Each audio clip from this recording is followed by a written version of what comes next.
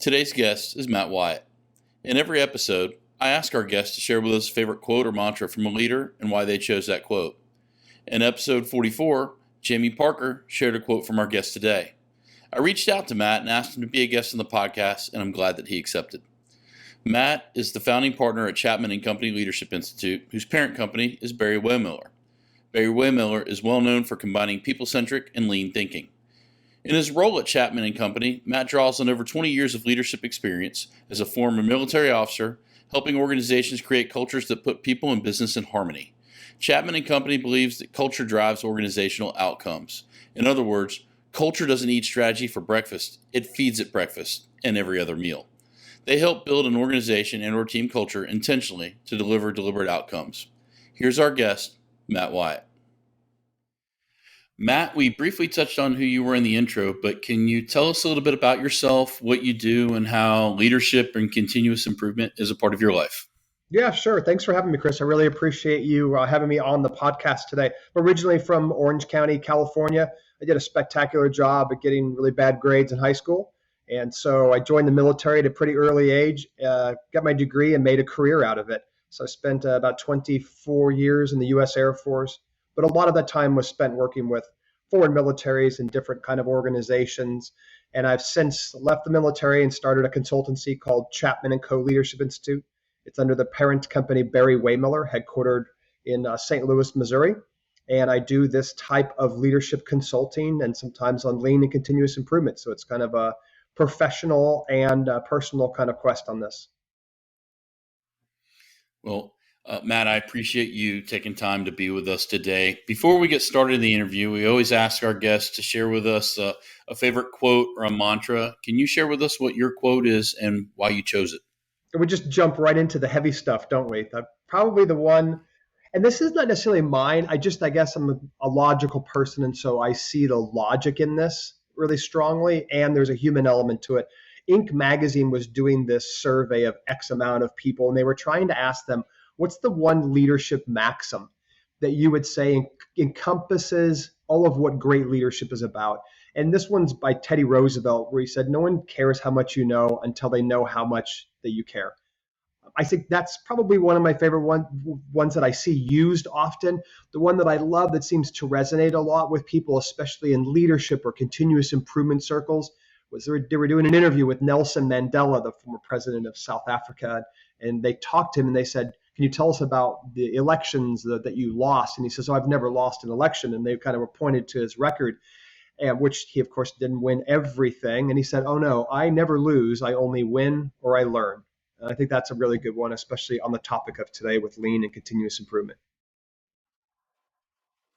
Oh, absolutely. I agree. I think that with lean and continuous improvement, that learning is a critical thing, and that if you don't hit your objective, you've changed the dynamic for what you understand about the current condition. So I think that's absolutely critical that you, as you look forward and you develop yourself as a leader. So I'm glad you shared those quotes with us. Matt, one of my goals for this podcast is to help other leaders resonate with your experiences. So can you kind of share with us the story about how or why you chose the profession that you're in right now? All right, sure. But it involves a monkey. So I used to have a monkey. And I know for some podcast listeners, you're like, you shouldn't own a monkey. Monkeys aren't pets. I know. I was in the United Nations, and I was stationed in Liberia, West Africa. So we were in the capital city just outside Monrovia, and it was during the Civil War. This is 2003 and 4. The country's going through a civil war. UN was sent in, troops were sent in to kind of stop the violence and such. And I was one of the few Americans that were over there. I think it was a really large contingent of UN. There were about 8 of us, I think, Americans. And this one day we're coming back from a mission, a patrol, and a little side store, a little shanty store there with just a few goods and services. A guy pops out and says, hey, U.S. soldiers, 3 of us. Myself, a Marine friend of mine, and an Army friend of mine, and 3 of us were walking back. And he says, hey, U.S. soldiers, you want to buy a monkey? I was like, do I want to buy a monkey? Heck yeah, I want to buy a monkey. And they're my 2 friends. We'll call them Clint and Jeff because that's their names. They go, Wyatt, don't buy this monkey. Do not buy this damn monkey. I'm like, oh, we're buying a monkey. So we saw this monkey long story short, we bring this monkey back to our compound, the place we're living. The monkey's name is Jack. We didn't name it, just Jack. That's the monkey's name. And all of us are we're a little scared of Jack as well. Jack's on a leash and we're walking Jack back. And when Jack starts running toward us, we drop the leash and run around. The kids all around in the local village, they're highly amused by this. They think it's hysterical. We bring Jack back, and of course, we're the Americans, so we're like, we shouldn't be tying up monkeys. This should be a free range monkey. The monkey should just be out in the yard, running around, having a great time. And Jack really loved it, and he loved us because we fed him whatever he wanted. Bananas, got to run, had the whole run of the house and around our compound. When we would leave and run missions for the day, we'd have to leave Jack there. And Jack got bored, and he would always jump over our compound wall and then go steal the neighbor's food. He would be recaptured by the neighbors. And so just about every day we would come back to a note. And sometimes the note changed, but the basic note was this: Dear U.S. soldier, we have Jack. You pay us US $1.50 or we eat Jack. So Jack was like, I don't know how much we spent on Jack, but it was a fortune. The point of this whole story, I'm not even sure why I'm telling you this.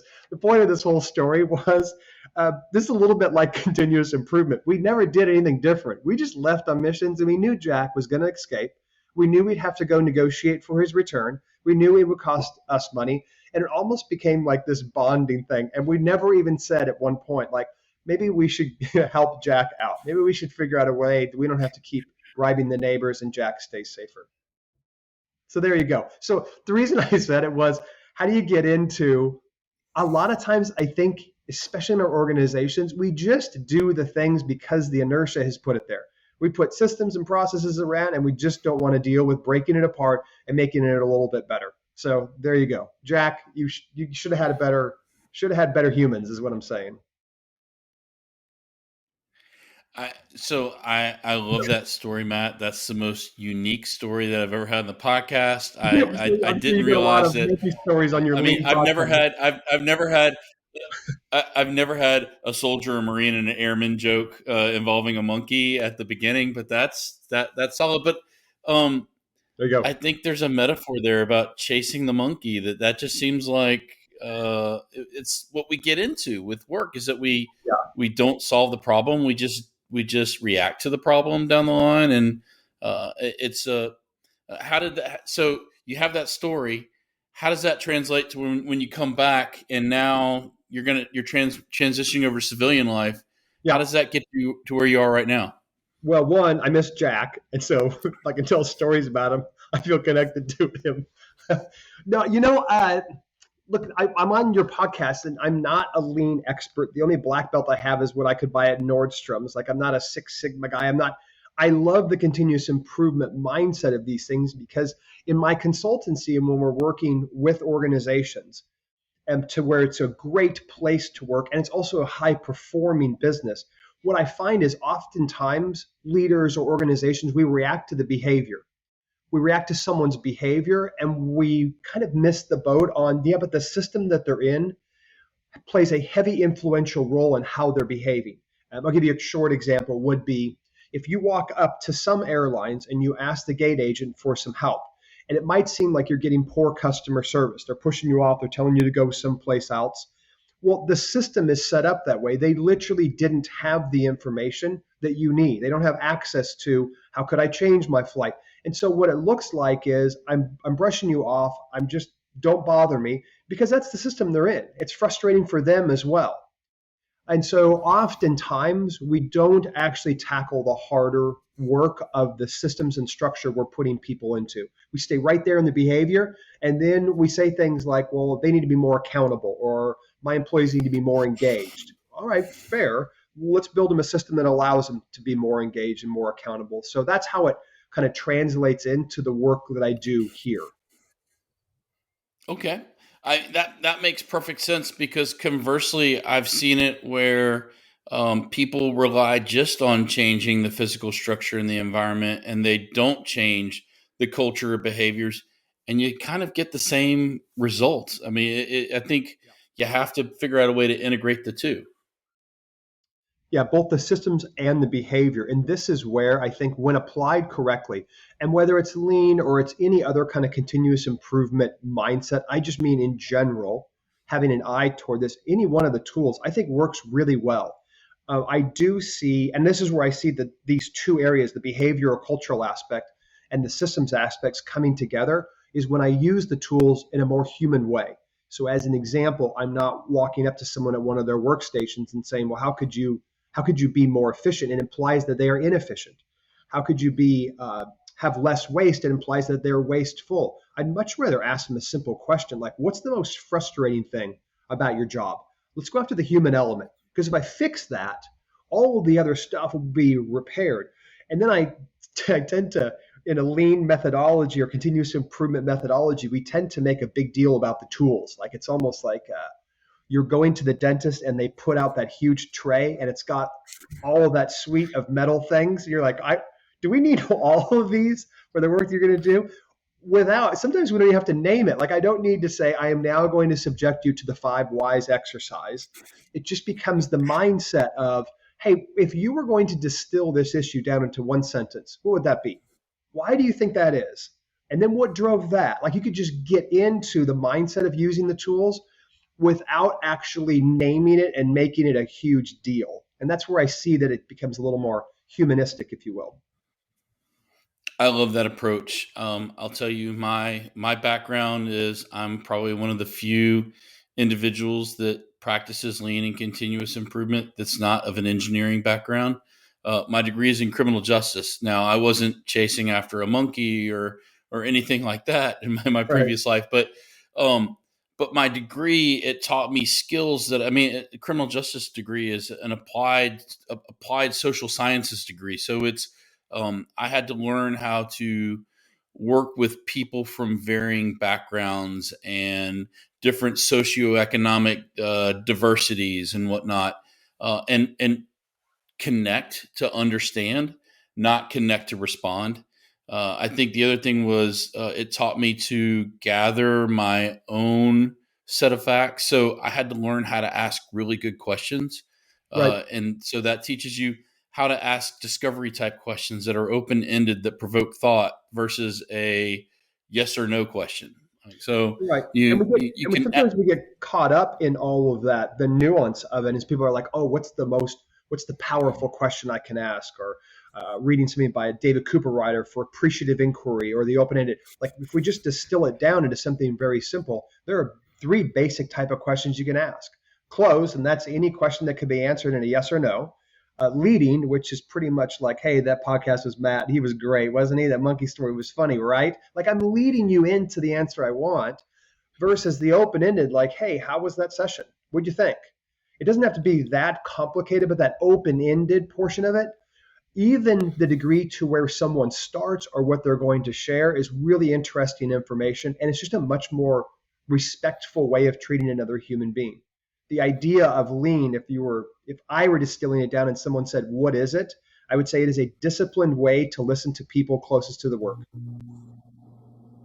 Oh, that's a great description of it. I think Cooper Ryder and Whitney, they would not ask us what's wrong here. They would say what works best here. Using that appreciative inquiry. What do you really like about your job? Like, what do you really enjoy about the work that you're doing?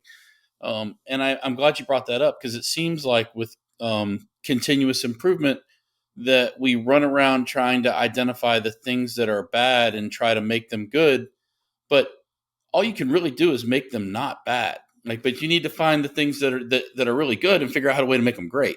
And I think there's a nuanced difference between approaching those 2 different approaches for improvement methodologies in the workplace.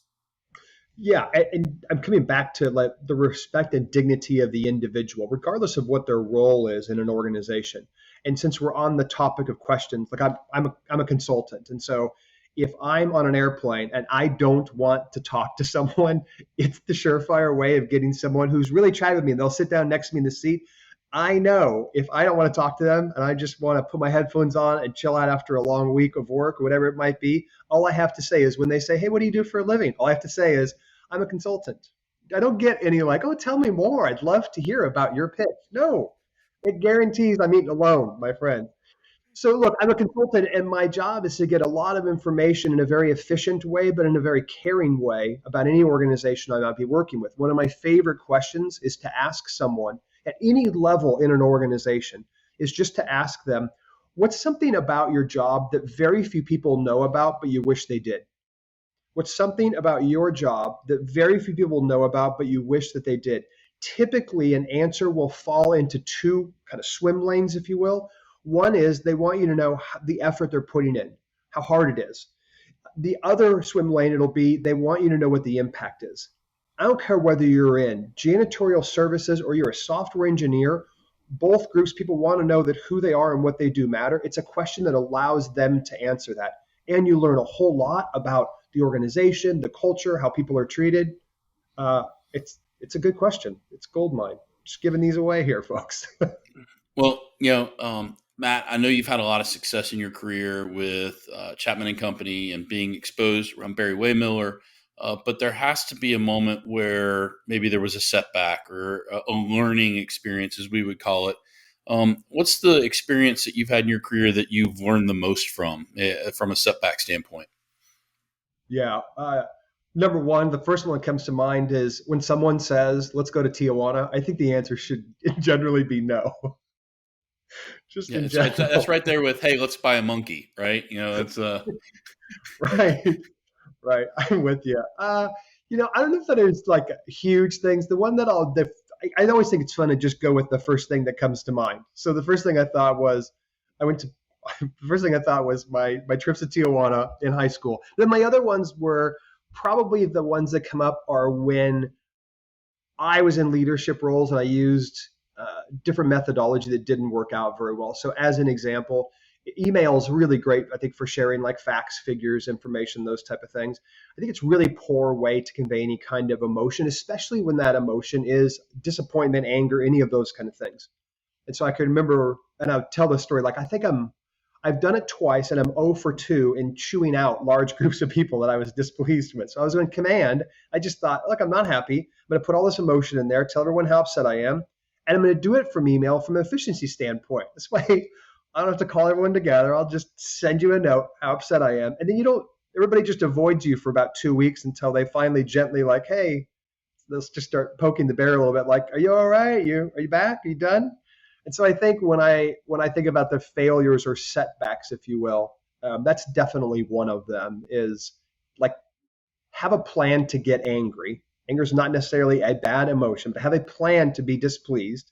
Have some emotional literacy because there's a difference between disappointed and I'm upset and I'm angry. And then do it with the right modality. And email is not it. So that would be the first example that comes to mind, especially from my military career side. No, I love that. I think also we all know that there are individuals in the organizations that we work with that would prefer to get chewed out via email because it's simple for them to say delete, right? Right. I don't have to listen to that, right? Right.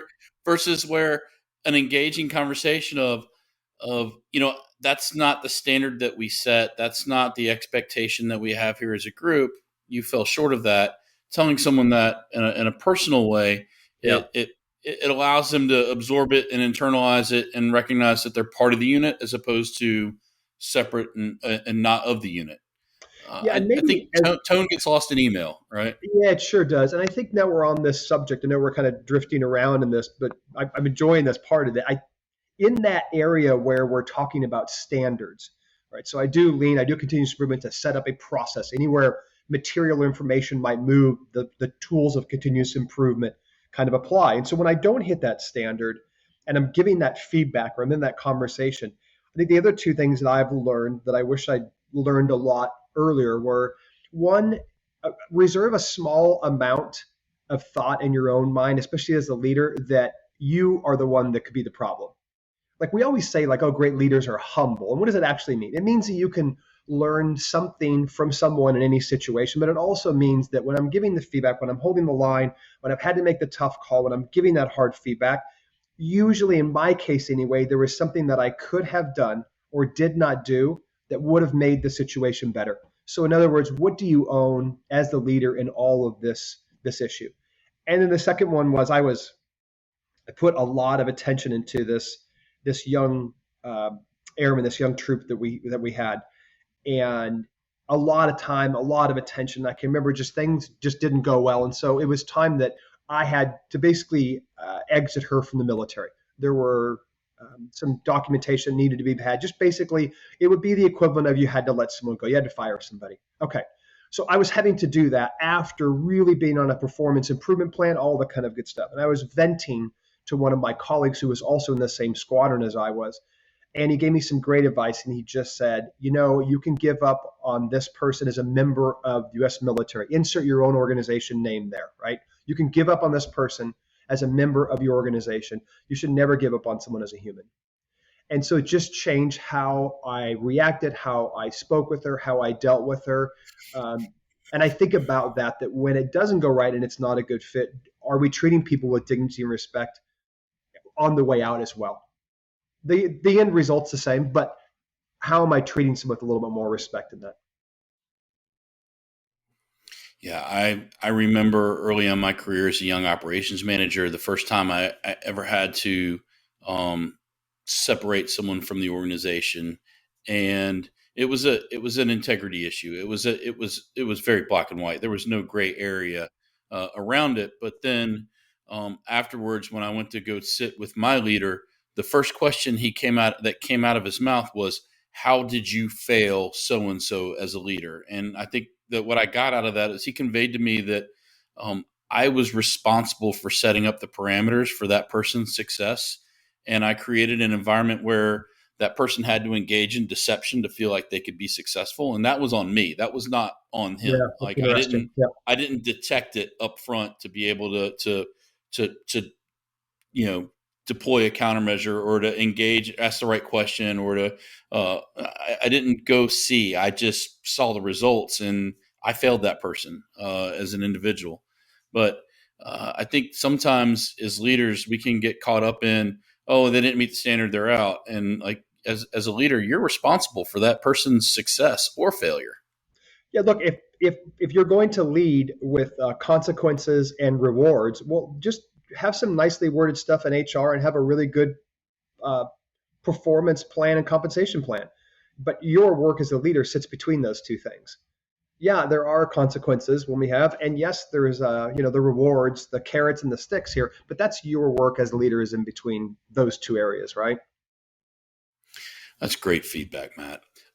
My next question would be, there has to be a favorite moment in your career, like an aha moment where you just know you're doing the work that you're supposed to be doing in the place that you're doing it at with the people that you're doing it with.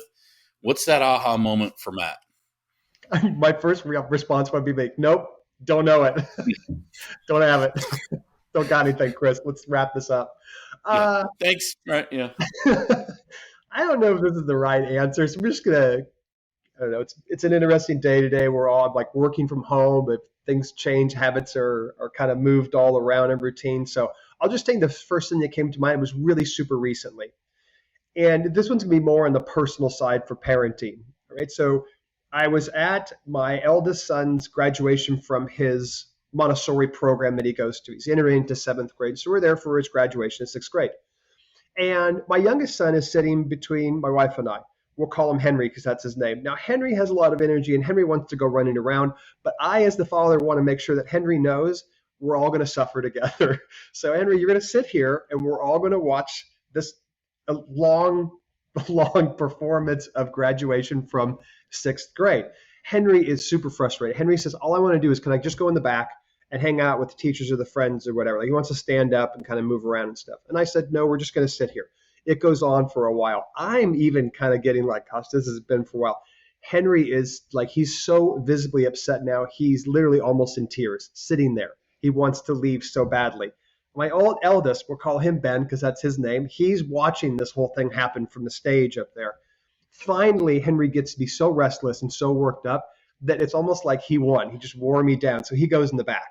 So now he's upset and now he's in the back, whatever. So later on, I'm sitting with my son back home with Ben. And Ben says something along the lines of, you didn't do a really good job as a dad today. And I'm like, my first reaction would have usually been, look, let me tell you something, kid. Like, been around the sun a lot more times than you have. And then just lectured him into, this is what happens and you have to be disciplined. And I was telling Henry this. I could have just gone down all of that. But instead, using the kind of even the tools we were talking about, especially at the open-ended questions, I'm like, well, Ben, tell me more. And he said, well, obviously, Henry was really upset and you didn't let him go do that. And I said, well, Henry was upset because of whatever, he had to sit there. And I said, what do you think about all this? And he says, he's 12 now. And he says to me, Henry wasn't upset because you made him sit there.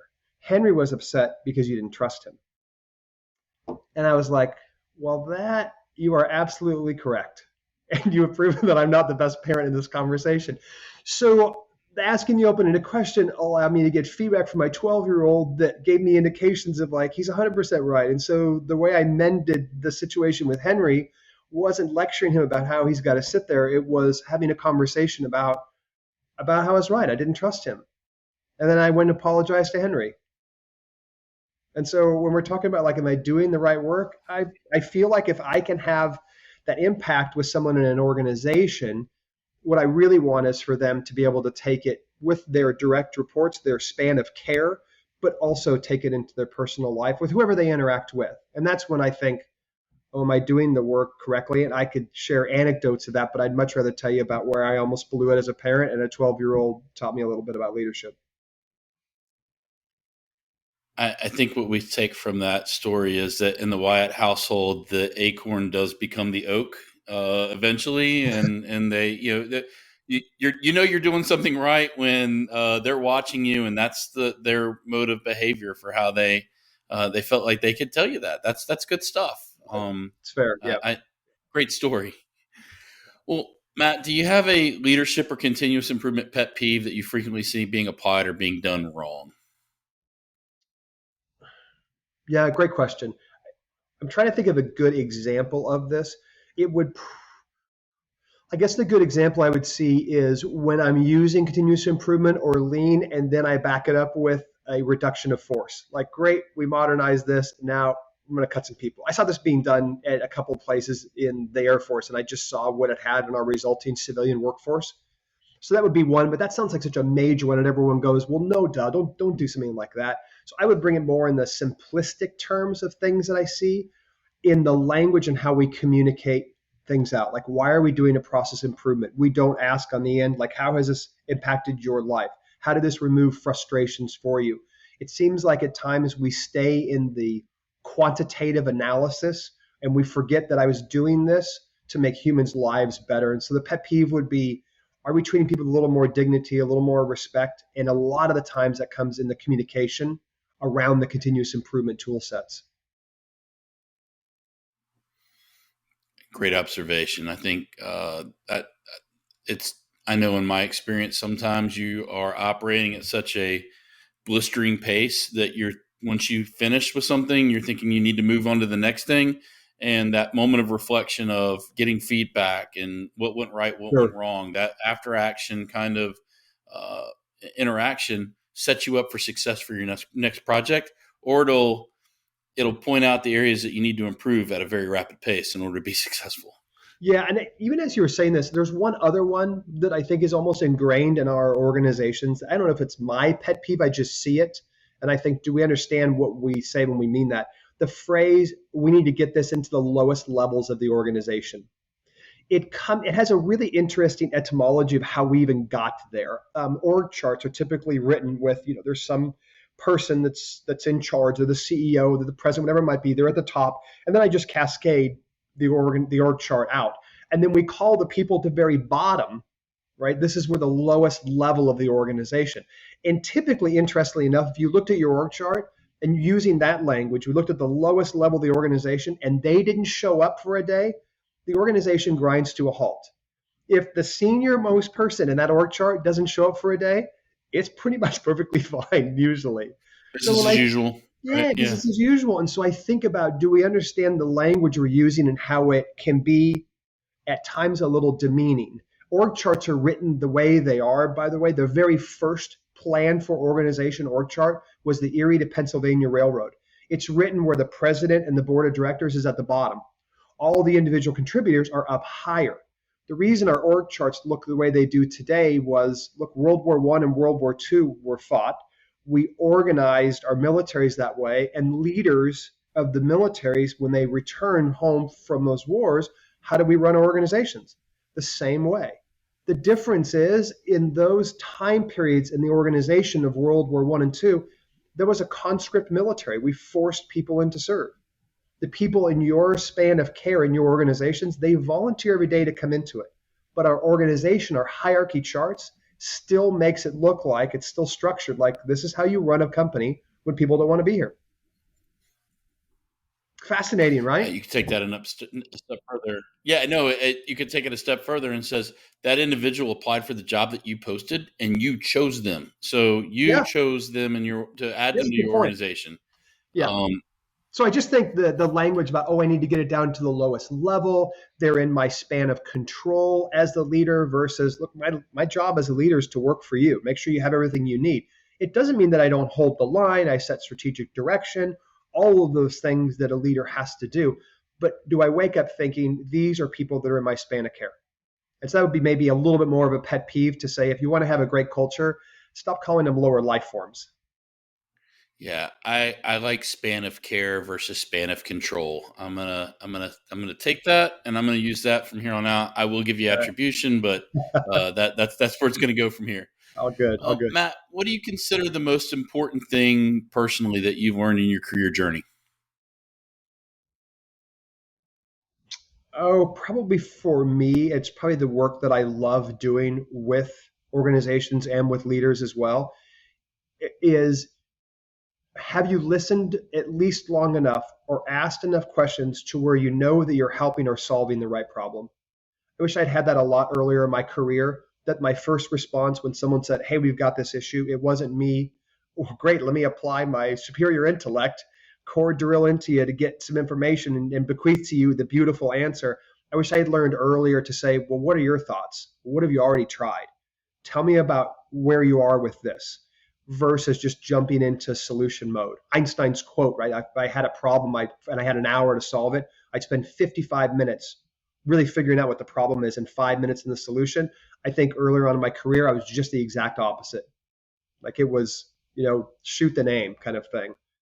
So I wish I had taken that and learned that. It's probably the most powerful work that I do. And then I love to see other leaders doing that and how fast someone can bring up on their problem solving skills and time leaders get back by not going after and solving problems that, frankly, they shouldn't be solving.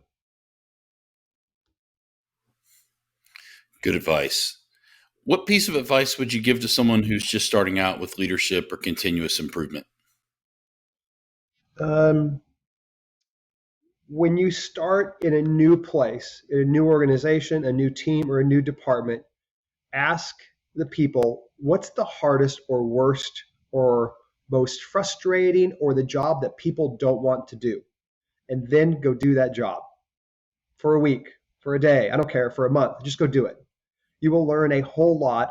You'll gain a lot of empathy. You'll gain a lot of credibility. Go do the job that no one wants to do. And I don't care what level you are, even if you're the CEO walking in, right? They have this show called, what is it, Undercover Boss, where you have to dress up like somebody else to go do crap work in your own organization. Like you don't have to dress up on somebody. You don't have to have a show do it. Just go do that. So that would be my advice for someone starting out, whether you're a brand new leader or otherwise, it would be that because when you do that as well, you get to know what the front line is experiencing and that's where you really want to have some more empathy for. That reminds me of a moment in my career where I was working for a very large logistics company, and it was at the peak season right there where you're trying to make the rush for everybody to get their Christmas gifts in an e-commerce setting. And a piece of equipment went down that was the diverter that made the items, the boxes go to the truck. And so there are all these boxes piling up. Yeah. And our chief operating officer was there with us at night, and he comes and grabs me. He goes, "I need somebody I can count on. Come with me. Let's go to the back and help these guys out. They're jammed." So here it is, me sitting on the dock loading trucks with the chief operating officer of the company. And those guys that work back there all the time, they still talk about that story about the day that the COO went back there. He's like, "Man, that guy, I thought he was just a suit, but he can hustle the boxes, right? I mean, Right, I'll right. work with him any day, right?" One of them said, "Man, I'd rather work with him than work with you." Like they were driving each other back. But I think that goes back to what you're saying about where you sit on the org chart too. Like, be humble enough to do the work. Like, be humble enough to help the mission. Yeah, and they love this when it happens. And I'm not saying you have to do this all of the time. I'm just saying, like, okay, well, if I'm new to an organization and when people need help, I like cars, so I was recently watching this car race, and something had happened on the track. It doesn't matter what it is, but something had happened on the track, and so the crew comes out to kind of fix what happened on the track.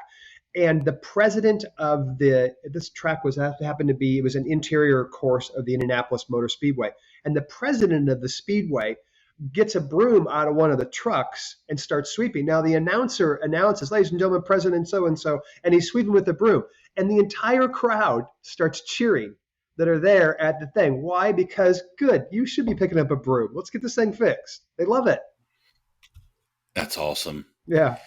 Conversely, what piece of advice would you give to someone who's a little bit further along in their career? I know not everyone can go to their 12-year-old for advice on how to become a parent, but Right. maybe from a professional standpoint, something that someone told you recently that helped you out. I'm not. I'll tell a story rather than the advice because I found it was so interesting to me. And he's actually having a birthday coming up, and so I thought it was interesting. And I know I'm going to say I'm going to say the company's name, and then everyone's going to be like, "Well, I hate them," or someone's going to say, "Oh, I love them." It's an airline, and so I think you're in trouble no matter what you do. But this happens to be the president of American Airlines. His name is Doug Parker, and we do some work with them and his leadership team. And I thought what was interesting to me was he had achieved a lot of things. He emerged into the world's largest airline, so US Air and American. And my father, crazy enough, used to be an airline pilot for Air California, which was purchased by American back in like 1986. So he flew his career for American. So the fact that I'm now working with them, I thought was really interesting. And while they're working through all of their systems and trying to be a better and better airline, at one point, Doug Parker just said, "Well, I'm gonna go to something meaningful with my life. I've created this financial structure. We brought the airlines together. He was going to go be like a school teacher, which is perfectly fine. But I don't think he looked at it that I can have an impact as a school teacher, but if I want to have an impact in people's lives, man, I'm the CEO of the world's largest airline. I have 130,000 souls that are in my span of care. Like that's how I'm going to have an impact." And it was interesting to me that I think he was just going through the motions through a career and gotten to a level and then realized, man, all I've done is increase my ability to positively impact people's lives. You have people in your span of care for X amount of hours, but it's the majority of their waking hours. I can have an impact in just that way. So that's the one I would say for a senior leader. Do you recognize that you have that potential? What you do with it is up to you, but do you at least in the beginning recognize that's in your wheelhouse to do something with? Great story. I think a lot of folks can uh, pause and reflect on that and probably discover that they have a lot more power to influence people positively than they think they do. So I'm glad you shared that with us. Do you have a favorite book, author, or something that you would recommend to our listeners? I do, and I appreciate you asking this. And just in transparency, before this podcast began, Chris was so nice, and he said, "Hey, do you have this? I'm going to ask you about a book." And I said, "Oh, I could plug Everybody Matters, which is the story about Barry-Wehmiller, and then I could say something nice like all proceeds go to charity, which is the truth." But actually, I want to plug a book that's coming out. It's called Leading from the Jump Seat. The author is Peter Docker. I'll send you a link after, and I think, Chris, you'll put it into the show notes. But Peter was a former Royal Air Force pilot, flew the Queen of England around, just a guy that I've done some work with. He's an independent, and so he's writing this book now. He's also the co-author of Find Your Why. It was the companion to Simon Sinek's Start With Why book. And so he's worked with them, and so he and I have done a lot of work together. He's just a great thinker on leadership, leading from the jump seat. For those of you not familiar, so there's a pilot, there's usually a co-pilot in a cargo aircraft. Well, the jump seat sits between them. And the interesting thing about the jump seat is you've trained the other pilots. Often the instructor sits there, but obviously the jump seat has no controls. So think about teaching one of your children to drive a car and you're in the passenger seat. Leading from the jump seat means I'm building other great people. And so I like the analogy. I like the metaphor. I really like him. He's got an English accent. So what's not to like? You'll love the book. We'll put it in the show notes. It's coming out on in a couple of weeks here, so we'll have the date for you. All right, we usually have a small little buffer between when we record these and when we release these. So perhaps the stars will align for leading from the jump seat, There you go. that we can help out with giving some promotion to the book. Matt, you and I both know that magic wands don't exist, but if they did, and you could use that to fix anything with an organization or group that you're working with, what would you typically wave your magic wand at first? Onboarding. Okay, can you expand on that? Yeah, I usually, and I want you to think about your own organization, typically the very first piece of documentation, whether it's electronic or not, that an individual who just joined your organization gets, it usually is something to do with legal, compliance, IT. It usually has something to do with what our organization about, what's our purpose, why did we choose you, how thankful we are that you're here, what are our values. It's usually something that's more compliance driven. So when I think about a 90-day period of an onboarding, sets the tone for how I think about that organization, how I might think about my future in that organization. There are some really easy things to do in onboarding. That's the one thing I go after with the magic wand, because it's easy to do. It's not really hard. You can use the tools of continuous improvement to help, because I usually have all these shared services that are coming in, whether it's IT or finance or pay or HR or compliance, safety, all these areas. And so to the individual, I can sometimes feel like these are all different companies. Like I'm getting hit at by this. And even for those entities, it can be challenging. HR will say something like, well, I need to get you my benefits package. And then IT says, well, I don't have an email set up for them yet because I don't know their name. So onboarding is where I set the right tone for someone. I can use continuous improvement to make it easier on my employees, the people in my span of care, as well as somebody that I just hired. So that's where I would, a little soapbox there, but that's what I go after is onboarding.